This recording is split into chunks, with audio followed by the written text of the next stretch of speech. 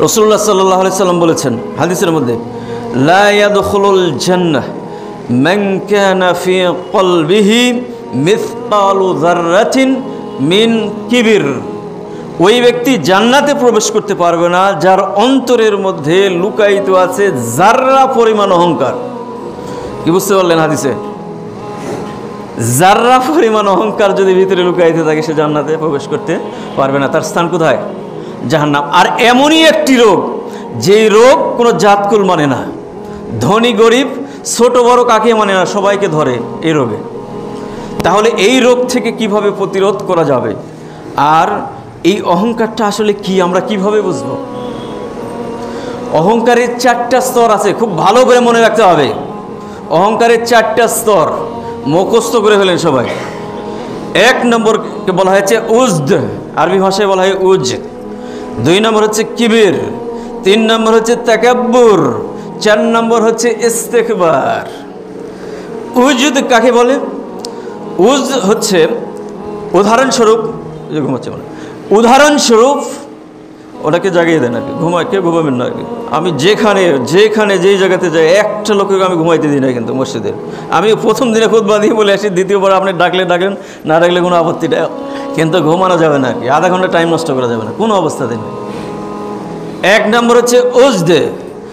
উদাহরণ দিলে বুঝতে পারবেন, যেমন বীজ, চারা, গাছ, ফসল, এনে অহংকারের উদাহরণ।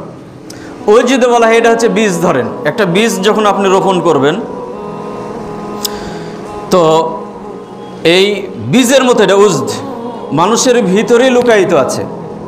গাছ এখনো জাগেনি, ভিতরে অন্তরের ভিতরে আছে। কিভাবে?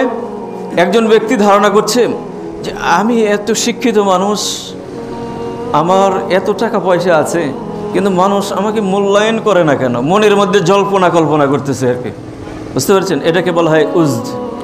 আর এই জল্পনা কল্পনাকে বলা হয়েছে কলবিহি, ফি কলবিহিম লা ইয়াদখুলুল জান্নাতা মান কানা ফি কলবিহি, যার অন্তরের ভিতরে লুকায়িত আছে যাররা পরিমাণ কিবির, অর্থাৎ অহংকার।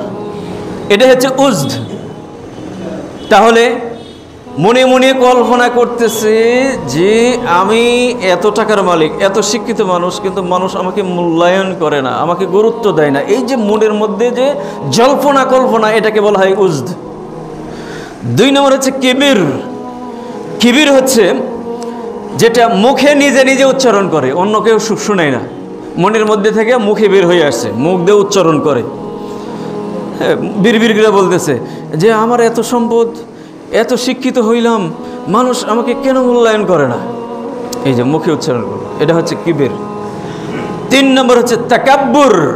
তাকাব্বুর হচ্ছে এই তুলনা দেওয়া শুরু করলো। এখন আরেকজনকে বলতেছে যে আমি এত শিক্ষিত হলাম, এত লেখাপড়া করলাম, এত কিছু করলাম, মানুষ আমাকে মূল্যায়ন করে না। হ্যাঁ, আরেকজনকে বলতেছে আর কি, এটাকে বলা হয় তাকাব্বুর, অর্থাৎ তুলনা দেওয়া শুরু হয়েছে। এখন এই তুলনা থেকেই শুরু হয়ে গেল আপনার ফিতনা ফাসাদ। হ্যাঁ, আরেকজনকে আপনি তুলনা দিলেন, সে আপনাকে তুলনা দিল, পরস্পর শুরু হয়ে গেল বাদানুবাদ। এটা হচ্ছে ইস্তেকবার, অর্থাৎ এই ফসলটা হচ্ছে ইস্তেকবার। ওই যে কিবির আর তাকাব্বুরের ফসলটা কি? ইস্তেকবার। আপনি শুরু হয়ে গেল হিংসা বিদ্বেষ, এই যে তুলনা দিয়ে আপনি প্রকাশ করলেন আরেকজনের কাছে, ও তুলনা দিল আপনার সাথে, শুরু হয়ে গেল বাদানুবাদ, মারামারি, ঘুষাঘুষি, পিটাপিটি, হত্যা, খুন, জখম, এগুলা সব কিছুর এই যে ফসল হচ্ছে ইস্তেকবার। বুঝতে পেরেছেন? তাহলে অহংকারের প্রথম স্তর হচ্ছে উজদ। এই উজ সম্পর্কে রাসূলুল্লাহ সাল্লাল্লাহু আলাইহি ওয়াসাল্লাম বলছেন, সে যার অন্তরের ভিতরে যাররা পরিমাণ অহংকার লুকিয়ে আছে সে জান্নাতে প্রবেশ করতে পারবে না।